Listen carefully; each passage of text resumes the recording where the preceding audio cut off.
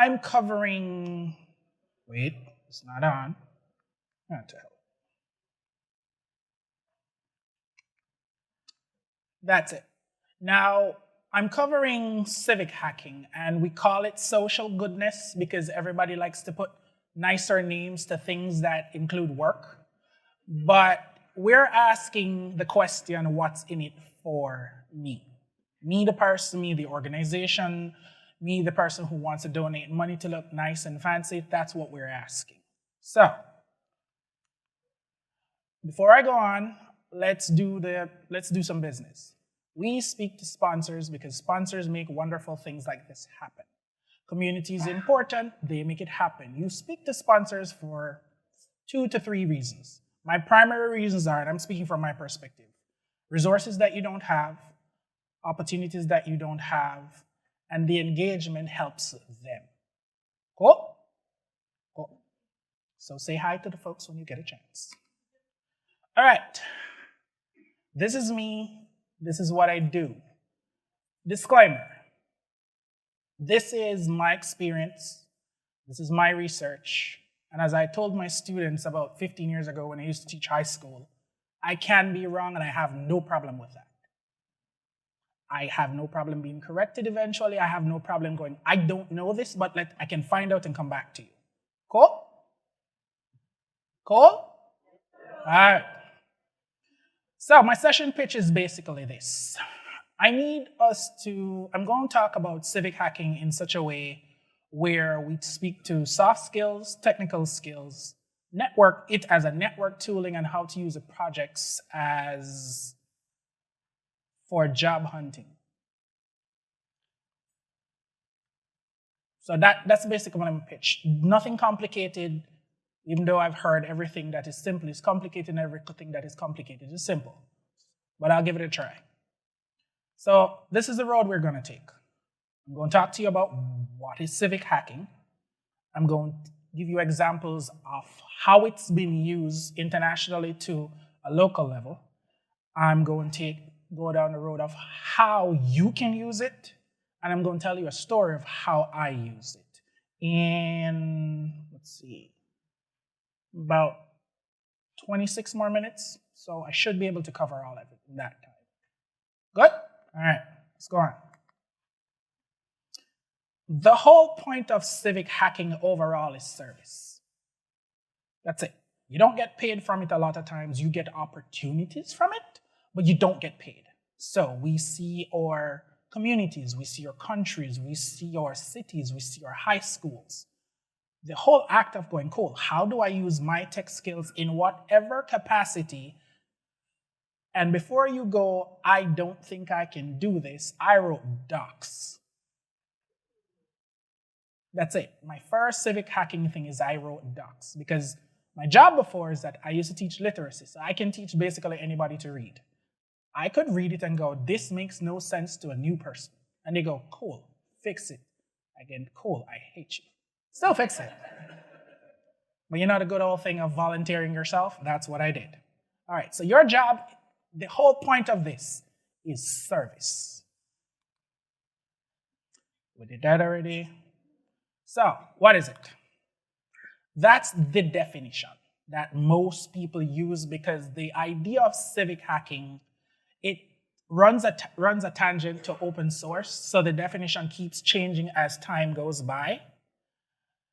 It's basically using your technology to solve problems for civic and social issues, and it's innovative. Case in point. Somebody thought about the idea of a floating reef in the ocean on a boat to collect garbage. First thing, are you crazy? Second idea, this may work. Third idea, let's make it work. Fourth time, it is now in use in about 6 places in the world collecting plastic from rivers. Crazy idea, but innovation, civic issues, technology. I just said all of that. Feel better about myself. I have a slide for it. All right, examples. This is my favorite one. In Kenya, somebody built a whole framework that they use to do everything local and in government. I heard about it, I did the research, and they've been using it to do everything from immunization to access to public water to mapping of hospitals to mapping of clinics to if they have a natural disaster, what's open, what's not open. And it's all open source, all real time. It runs, people just sat down and go, cool, this is a problem, we need to fix it. And we're taking pictures, so I'm pausing. It's okay, you can take pictures. All right. Cool. So, my favorite part of all of what I just said is this. Government has a hard time doing numbers in real time because it's government and they suck at data. And it's either outdated, you can't use it, or the website is made in 1492. So when technologists who are in the now make stuff, I'm always pleased. Like somebody goes, cool, this is a problem we need to fix and it will help everybody else. Love that. So that's international. And we will not talk about the fact that that's always a need. In any democracy, this is always a need. Cool? All right, let's come a little closer. Post-COVID, we had websites popping up that gave us information that we all needed because we were locked in the house and we didn't have as much information and what we needed continuously. So the US Digital Response was formed and it gave us a lot of resources at the time. I remember my favorite one was when we started rolling out vaccines. I could figure out how far away and when I could schedule stuff. That nobody got paid much to do that. That was open source people going, cool, let us help each other. Cool? So of the programs, this was an issue. This is my favorite. I have favorites everywhere because when you have a volunteer food delivery service, I'm a church boy. I used to grow up in a church. I've done stuff. So I like the fact that somebody goes, cool, how are the seniors going to get help? Because they can't go outside. A lot of times they are immunocompromised. That service was golden for me. And as somebody goes, it got fixed. And I'm like, lovely. Because Meals on Wheels didn't work properly for 6 months. Because they had to retool and figure out how to operate with COVID being a thing. All right. Most of us probably use that. And if we lived in Jersey, we use that. All right. Again, my favorite is always this one. We have food banks, health clinics, water sources. And before you go, that shouldn't really be a thing in the US. In certain parts of the United States, we still don't have running water, which is annoying to me. But we had help with open source tech. This is fine, but that's my favorite. Cool? All right, a little closer. This is my baby. This is code for Atlanta. It still operates. But I've personally worked on that. Now, Atlanta is theoretically a city of about 8.2 million people. If we want to do the math with math, I know Jamaicans internationally are 2.8 million people. So we're about, 3 times in Atlanta easily with the population? There are a lot of problems civically that government will not catch up and or fix in time and or forget about budget-wise. I've gotten tickets in the city. I've forgotten to go to court because I didn't remember when court was. I got a text message 3 days ahead. Went to court, did what I had to do, paid my fine, moved on about my life. Turns out that when I went to Code for Atlanta, the app that sends me the text message was built by open source tech. Somebody just goes, this needs to be fixed. And I think at the time, one of the clerk of courts came and to Civic Hack Night and said, hey, I don't know how to fix this. is there a probability that you could help us fix this? And a team of 5, 6 people went, okay, cool, we can take a stab at it. Now, that's one part. This is the core what I'm talking about.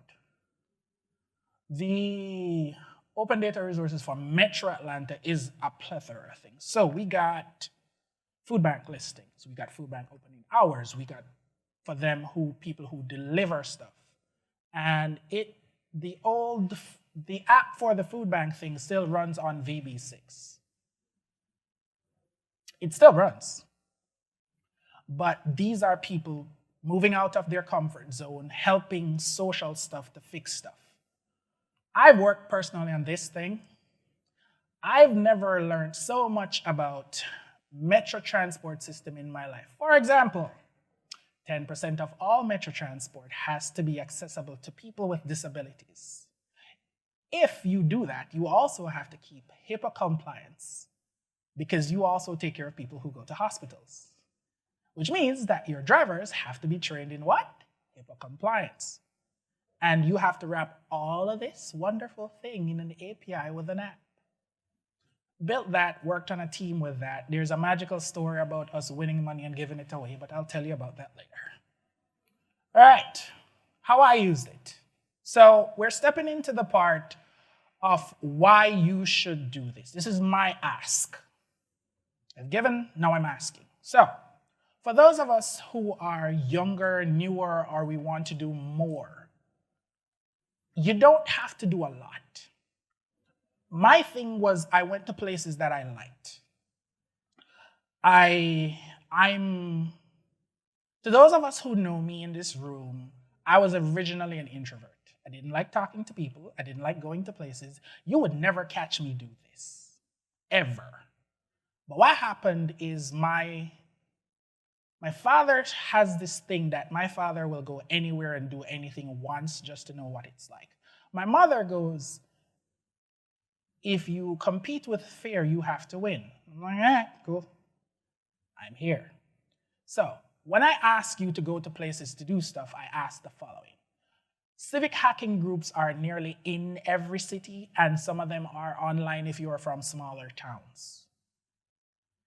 They have virtual meetups, they have in-person meetups. I need you to show up if you go there.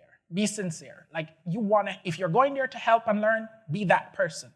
If you're afraid, leave it at home. Nobody cares. I'm going to be serious. Nobody cares. I was afraid when I walked into the room that I couldn't write code.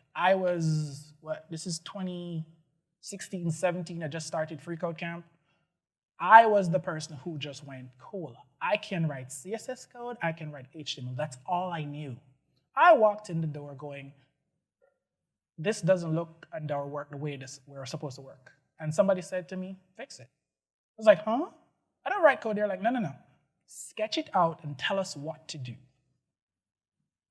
I've done marketing. I've run my own business running repairs before. I've run businesses with friends, so I have an idea. I used that knowledge and leveraged it. It worked. I wrote emails. I did all the communication things. I said, hey, this is a deadline. We're going to do all the things. I have a friend by the name of Mark Noonan, and if he was here, he would tell you all the stories that I literally will call him and go, we're going to do a thing. He goes, I'm going to make money. I'm like, I don't care. We're going to do a thing. We did the thing. He got the job. I then got the job. So it takes time, but I was accountable to the team. All right, so that's step one. Step two, because I like talking and I have no problem being the person accountable, I learned project management skills. I used Trello back then on levels that I didn't know. As I moved forward, I learned that that was using a Kanban board. Didn't even know the term. And I then understood what agile meant. Again, I didn't know, I still did the thing. For me, eventually I learned the tech terms, I learned to speak to people, I learned that tech people are really big children with way too much money, time, and egos. Stop laughing. Half of us have Legos in one shape, kind, or form. Hands up. Cool, I'm past 20. Half of us like hobbies that they'd be considered like children like. Hands up. Cool. I'm going to try 2 more things. Star Wars babies, hands up. Disney babies, hands up. There we go. So that's all we are. I learned how to communicate with us. I learned how the importance of dinners are. I learned how to build all my tech skills for social good. I am not afraid to have conversations with people who make way more money than I do. I learned that in civic hacking. Cool? All right. So what I got from it is I had a portfolio of work. I had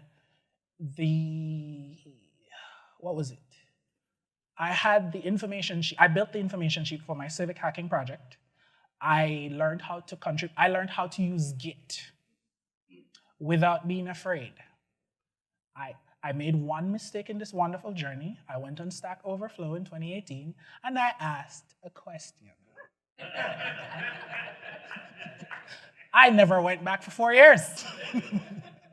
But I did learn that some people's egos is just a thing. It's not the thing you do. But I did learn.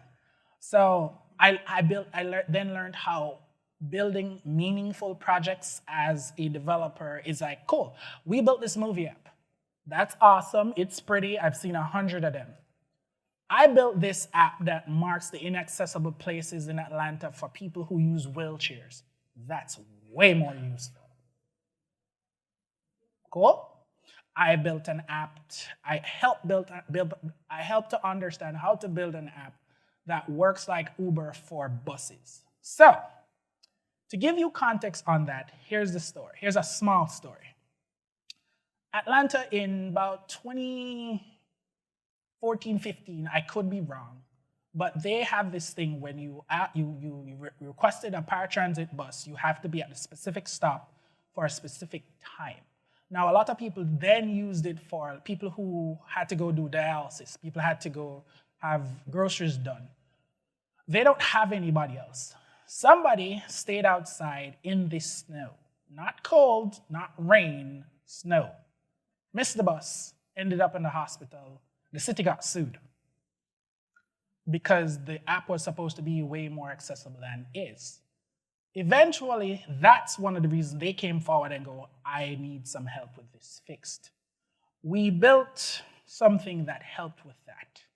All right, let me step forward. I'm coming back to that story, but I'm going to finish this. Do not be afraid to lead projects.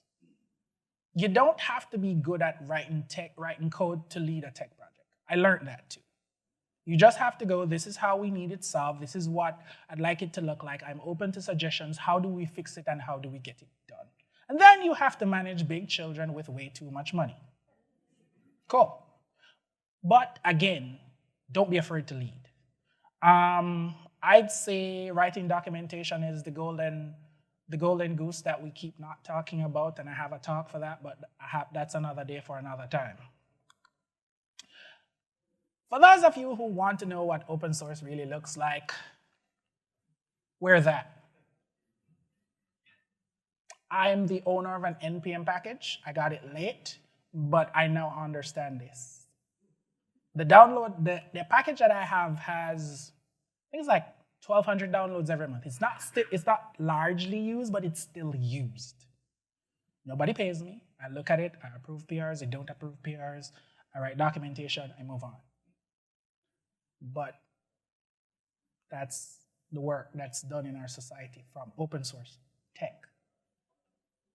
The court will make way more money just by sending out a text message to say, hey, you have a court session, XYZ date, or hey, you have a citation that needs to be paid more at this time.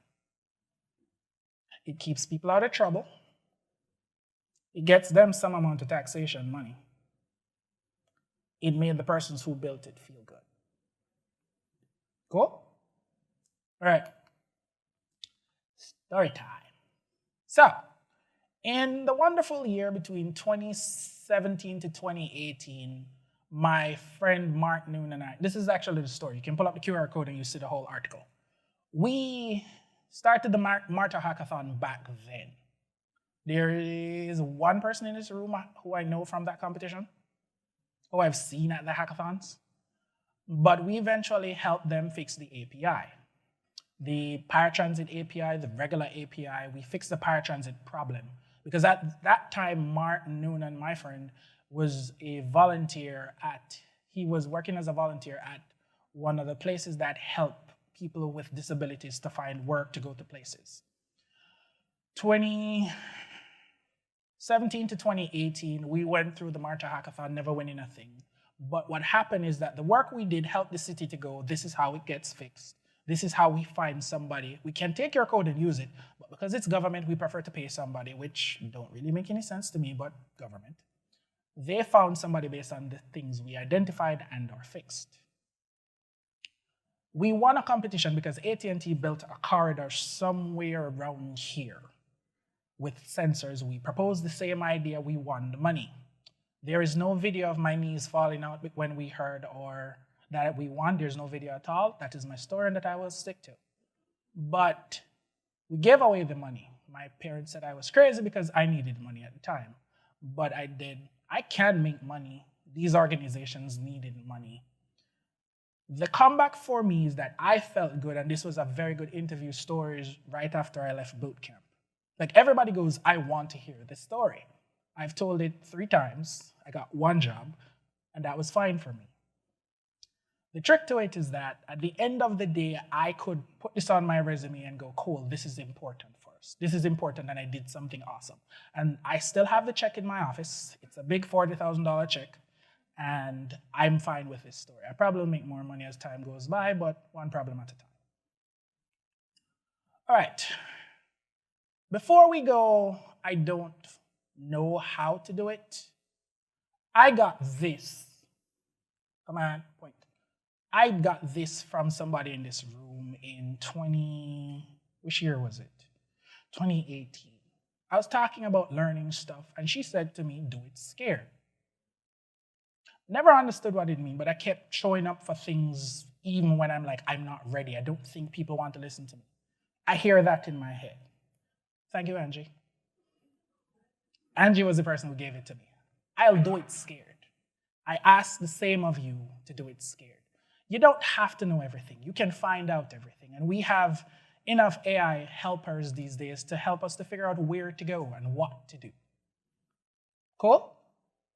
All right. So I started, stop it. I started there. I've done that. I went through that because of that. By the way, when I went to boot camp, I was interviewing for my boot camp, and they asked me if I've ever done anything in tech. And I said, yeah, I did a hackathon and we won. Now, I'm looking for money to pay for school because I'm working, driving Uber and driving a truck. Don't know where it's coming from, doing hackathons, doing meetups, don't know nothing. And the guy said to me, have you ever done anything? I'm like, yeah, I've run a meetup group and I've done a hackathon and I won. He goes, send me the article. I sent him the article. He calls me back and go, you say you're trying to find some money. I'm like, yeah, I can give you this person who's helping me. And he goes, give me 20 minutes. I got a scholarship for $25K to go to school that covered boarding. That covered, not boarding, it covered tuition costs and cost of living expenses.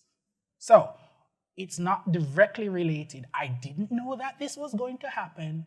I did it because I'm the son of a teacher. Well, I'm the son of 2 teachers and a preacher. Because my dad preaches once in a while. I'm the son of a farmer, so I'm used to serving. I say this again. If you can, when you can, while you're in your career, once every 5 years, spend some time and help. Good? Am I heard? All right. So I'm here now. I'm working on this part, and I don't know what's going to happen. I don't know what's going to happen next, but I'm here now. So this is an article that I found that speaks directly to this point of civic hacking, its intersection to government, its intersection to our democracy, its intersection to our society. It is old. I'll leave you with that. It is old, but it is the best way for me to end this. So, again, thank you for listening to me, and questions? That was awesome.